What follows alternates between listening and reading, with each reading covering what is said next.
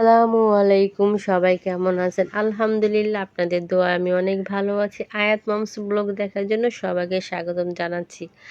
আজকে বিকালে কিছু নাস্তা বানাবো, আয়াতের বাবাকে দিব। আয়াতের বাবা যেতে চাইতেছি না নিচে, যেহেতু আমরা ঢাকার শহরে থাকি, সবাই উপরে ফ্ল্যাটেই বেশিরভাগ থাকা পড়ে।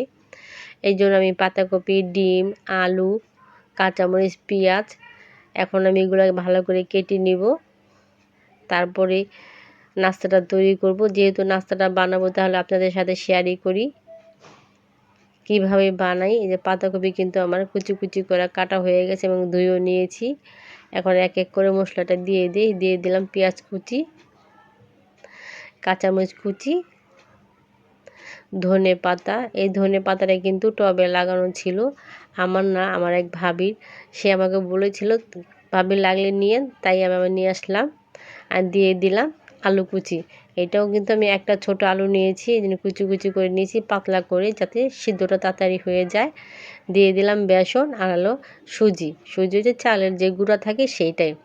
এটা দিলে খাস্তার যেটা ভাব মচমচা সেইটা হয়, এই জন্য 1 চামচ চালের গুঁড়া দিয়ে দিলাম। আর দিব একটা ডিম।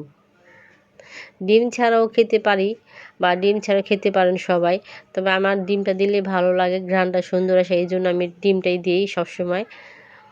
আমি একটু ভালো করে মেখে নিয়ে একটু রেখে দেবো, কারণটা হচ্ছে যেহেতু লবণটা দিয়েছি, সবজিটা একটু নরম হলে দিতে সুবিধা হবে। এখন আমি মশলাটাও দিয়ে দিই। দিয়ে দিলাম হলুদ গুঁড়া, মরিচের গুঁড়া। আমি কিন্তু মরিচের পরিমাণটা খুব কম দিলাম, কারণ আমি কাঁচামরিচ দিয়েছি, আবার আয়া সোনা আছে না, এই জন্য মরিচের পরিমাণটা কম। তেল গরম হয়ে গেছে, তেলের উপরে ছেড়ে দিলাম। এখন আস্তে আস্তে আমি ভেজে নিব।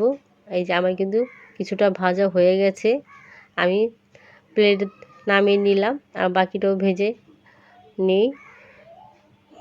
এই যে ভাজা হচ্ছে কিন্তু বাকিটাও আমার কিন্তু সম্পূর্ণ ভাজা হয়ে গেছে। এখন টমেটো সস দিয়ে খাওয়ার পালা। তবে এই প্লেট আমি সাজিয়েছি আয়াদের বাবার জন্য, আয়াদের বাবাকে দিব। কেমন হলো অবশ্যই কমেন্ট করে জানাবেন।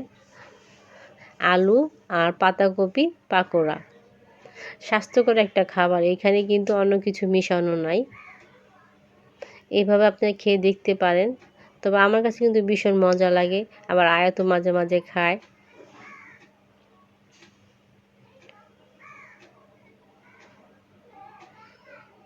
দেখতেই কিন্তু মনে হচ্ছে যে এটা মচমচার খাস্তা একটা পাকোড়া। সবাইকে অনেক অনেক ধন্যবাদ। আসসালামু আলাইকুম। সবাই আমার পাশে থাকবেন, আমার জন্য দোয়া করবেন, আর অবশ্যই আমার ভিডিওটি দেখে আমাকে সাবস্ক্রাইব করে যাবেন। আর এরকম যদি খেতে মনে চায়, অবশ্যই ঘরে রান্না করে ভেজে তারপরে খাবেন। সবাইকে ধন্যবাদ। আসসালামু আলাইকুম। আল্লাহ হাফিজ।